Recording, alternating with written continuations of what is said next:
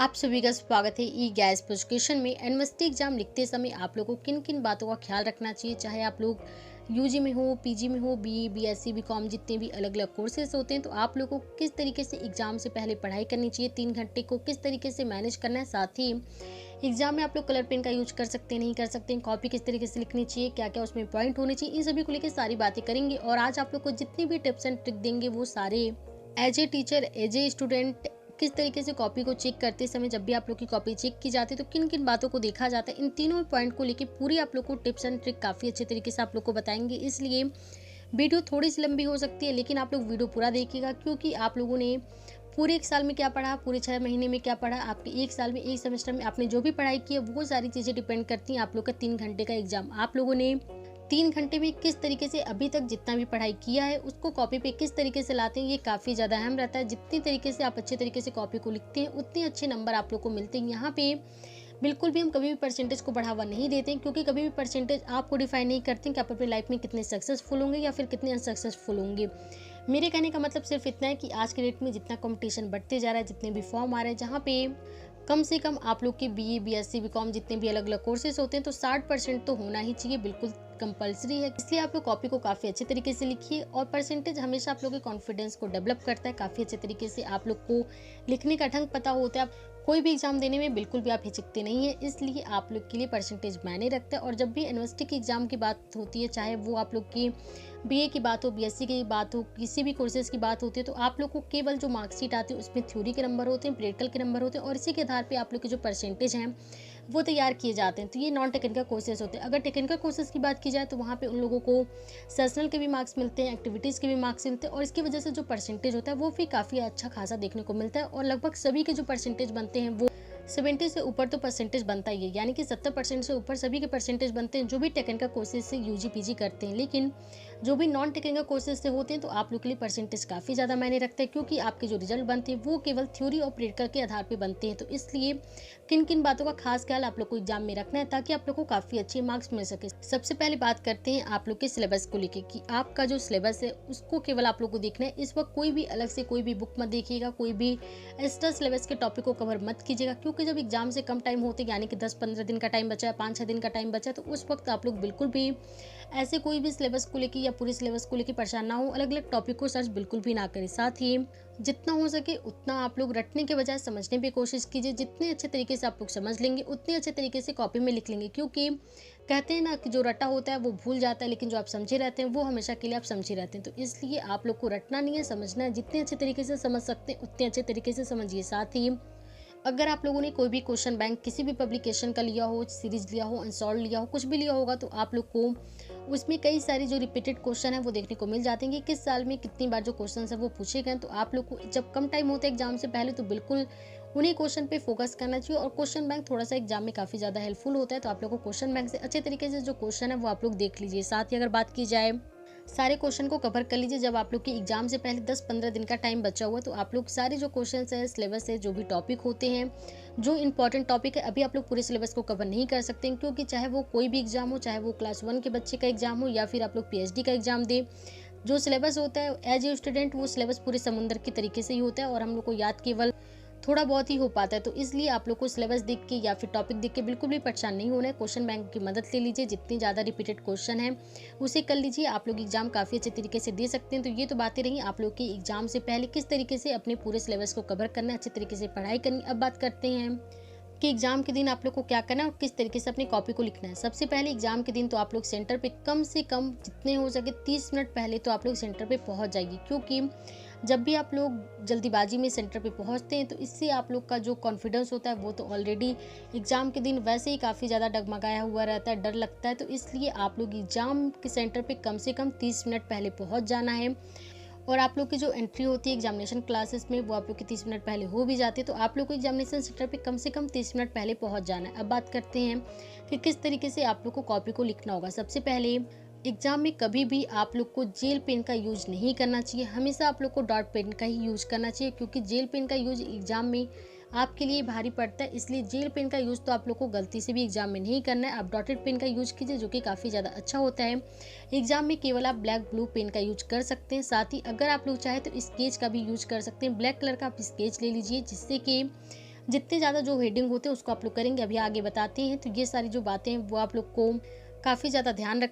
अब बात करते हैं, जब आप लोग को कॉपी मिल चुकी है तो आप लोग को फ्रंट पेज जब फिल करना होता है तो बहुत देखा जाता है कि बहुत सारे जो छात्र छात्राएं होते हैं बिल्कुल भी फ्रंट पेज पे ध्यान नहीं देते। उनको लगता है बस क्वेश्चन पेपर मिल जाए और जल्द से जल्द वो आंसर लिख दे, जो कि सबसे ज़्यादा गलत होता है। फ्रंट पेज आप लोग का रिजल्ट डिसाइड करता है और इस बात पे बच्चे जो होते हैं वो ध्यान बिल्कुल भी नहीं देते। तो इसलिए आप लोग को काफ़ी ज़्यादा फ्रंट पेज पे ध्यान दें, क्योंकि कई बार देखा गया है कि जो फ्रंट पेज की वजह से आप लोग की जो कॉपी होती है वो भी रिजेक्ट कर दी जाती है। अगर आप लोगों ने फ्रंट पेज को गलत कर दिया, बहुत ज़्यादा कटपिट कर दिया, तो इसकी वजह से भी जो कॉपी होती है वो रिजेक्ट कर दी जाती है। भले आप लोगों ने अंदर कुछ भी लिखा हो, इससे मायने नहीं रखता है, लेकिन अगर आप लोगों ने फ्रंट पेज खराब कर दिया तो फिर आप लोग की जो कॉपी होती है वो कॉपी भी चेक होने की जो चांसेस होते हैं वो भी काफ़ी ज़्यादा कम हो जाते हैं। तो इसलिए फ्रंट पेज पे बिल्कुल भी कोई भी गलती नहीं करना है। जो भी आप लोग से बेसिक डिटेल मांगे जाते हैं, आप लोग के रोल नंबर हो गए, आपके कॉलेज हो गए, एग्जामिनेशन सेंटर हो गए, बिल्कुल अच्छे तरीके से उसे फिल कर देना, उसमें कोई भी गलती आप लोग को नहीं करनी है। अब बात करते हैं कि जब आप लोग को क्वेश्चन पेपर मिलता है तो बिल्कुल भी परेशान होकर क्वेश्चन पेपर को ना देखें। कम से कम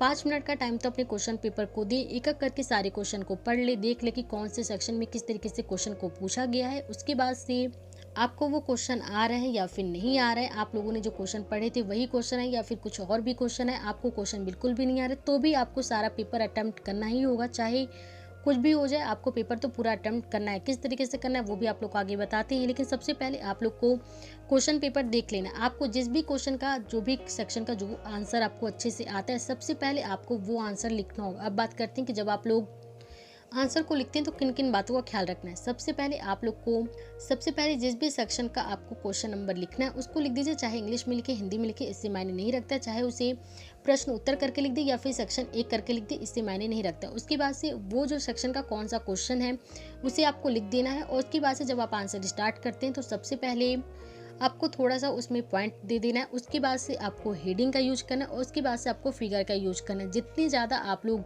हेडिंग का और फिगर का यूज करेंगे और जितने साफ सुथरे से बिल्कुल अपनी कॉपी को लिखेंगे, ये आपके आंसर का पूरा एक प्लस पॉइंट होता है कि जब आप लोग के आंसर 5 नंबर के हैं, 9 नंबर के हैं, 10 नंबर के, जितने भी नंबर के आपके क्वेश्चन के आंसर के लिए आपको नंबर दिया जाएगा, उसमें जब एग्जामिनर आपकी कॉपी को चेक करेंगे और उन्हें लगेगा कि आपने बहुत अच्छे तरीके से सारे पॉइंट को बताया, और आप लोग काफ़ी ज़्यादा गलती करते हैं टाइम मैनेजमेंट को लेके भी। जब आप लोग क्वेश्चन को लिखते हैं तो उसमें आपका टाइम मैनेजमेंट पूरी तरीके से होना चाहिए। आपसे जो क्वेश्चन पूछे गए हैं वो आप लोगों ने अभी तक जितने भी पढ़ा है, जितना भी समझा है, उसको अगर आपको एक क्वेश्चन बहुत अच्छे तरीके से आ रहा है तो सारा टाइम आप लोग उसी पे वेस्ट करने लगते हैं, और आपको जो क्वेश्चन नहीं आता उस पर आप लोग छोड़ते हैं कि इसको छोड़ देंगे या फिर उस पर ध्यान नहीं देते, जो कि बिल्कुल भी नहीं करना चाहिए। आपको एग्जाम में आपने जितना पढ़ा है, एग्जामिनर सिर्फ आपसे ये देखना चाहते हैं कि आपके जो आंसर दे रहे हैं उस आंसर में आपको क्या क्या पता है। इसलिए आपको पूरी कहानी की तरह या पूरा एक पैराग्राफ बना के कभी भी आंसर नहीं देना चाहिए, काफ़ी ज़्यादा गलती होती है। यहाँ पे आप लोग देख सकते हैं जो कि टॉपर्स की कॉपी है,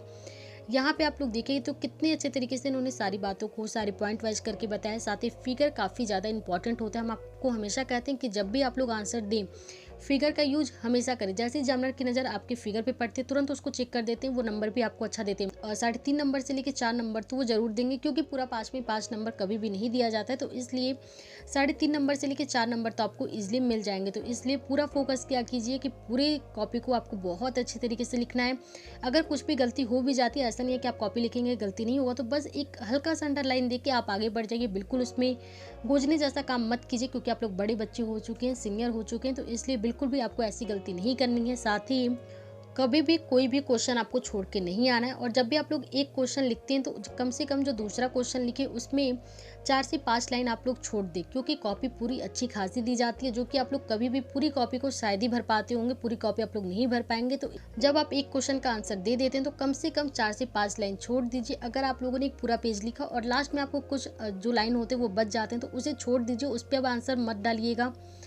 डायरेक्ट आप लोग नेक्स्ट पेज पे आंसर डालिए कि कौन सा क्वेश्चन है, कौन सा आप लोग आंसर लिखने जा रहे हैं। बिल्कुल भी आप लोग को इस बात का खास ख्याल रखना है, एक में बिल्कुल भी क्वेश्चन को मैच नहीं करना है। कम से कम पहले क्वेश्चन से दूसरे क्वेश्चन में जब आप हेडिंग करेंगे, और हेडिंग हमेशा आप लोग को ब्लैक स्केच से ही करना है, ताकि वो बिल्कुल बोल्ड दिखे और ऐसा ना हो कि आपके आंसर में ही मैच कर जाए। इसलिए आपको स्केच का यूज आप कर सकते हैं, तो स्केच का यूज कीजिए। अगर आप लोग आंसर में कोई भी ईयर देते हैं, किसी भी साइंटिस्ट का नाम देते हैं, उसे बोल्ड करना चाहते हैं तो उसे आप लोग स्केच से बोल्ड कर दीजिए, बॉक्स कर दीजिए, जो भी करना है कर दीजिए, लेकिन स्केच का ही यूज कीजिए और उसे बोल्ड करके ज़रूर दिखाएं।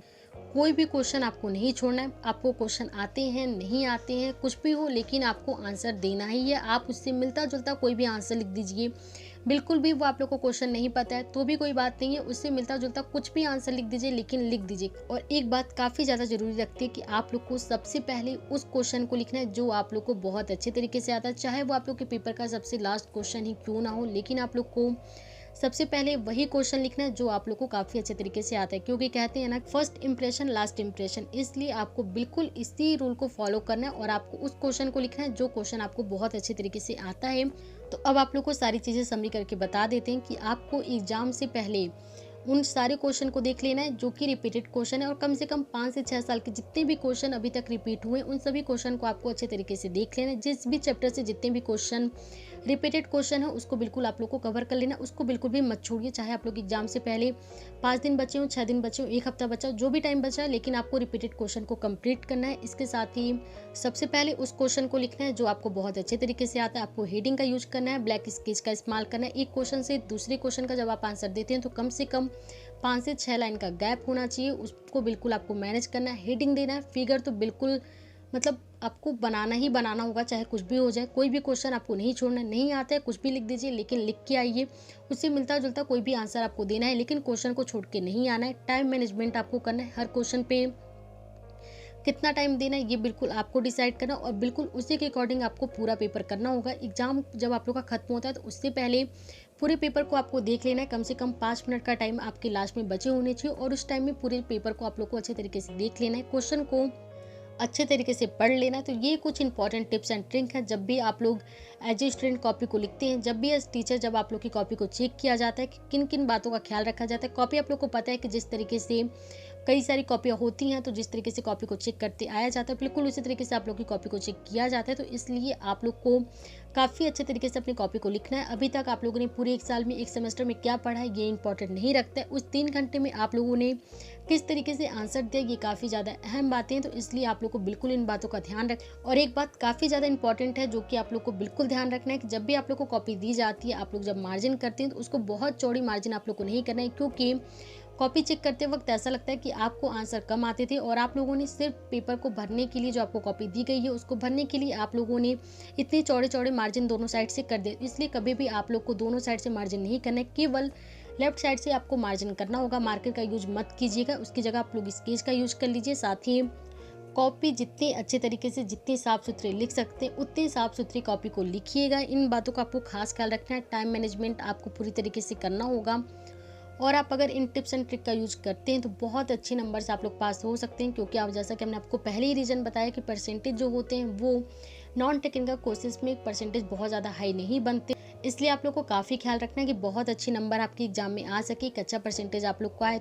तो यहाँ पे कुछ आप लोग के लिए छोटे छोटे पॉइंट थे जो कि काफ़ी ज़्यादा अहम होते हैं, और ये आप लोग के परसेंटेज बनाने में बहुत ज़्यादा हेल्प करते हैं। तो इसलिए जब आप लोग अपनी एग्जाम देने जाइएगा और जब आपका रिजल्ट आए तो आप लोग बताइएगा कि कितने परसेंटेज आप लोग का आए। आप लोग के एग्जाम में ये जो सारे टिप्स एंड ट्रिक थे वो कितने ज़्यादा मायने रखते हैं। और हमने आप लोग को जितनी भी बातें बताई थी वो एज ए टीचर बताया, एज ए स्टूडेंट बताया, एज ए कॉपी चेकर बन के बताया कि जब भी आपकी कॉपी को चेक किया जाता है तो किन किन चीज़ों को देखा जाता है। तो इन तीनों पॉइंट ऑफ व्यू से हमने आप लोग को सारी बातें बताई। इसके साथ ही आप लोग के एग्जाम के लिए ढेर सारी शुभकामनाएं। All the best, best of luck. अपने एग्जाम को काफ़ी अच्छे तरीके से दीजिएगा। आप लोग को वीडियो कैसी लगी कमेंट सेक्शन में जरूर बताएं। वीडियो अच्छी लगी हो तो अपने और दोस्तों के साथ भी वीडियो को शेयर कीजिए, चैनल को सब्सक्राइब करें, बेल आइकन को क्लिक कर दें।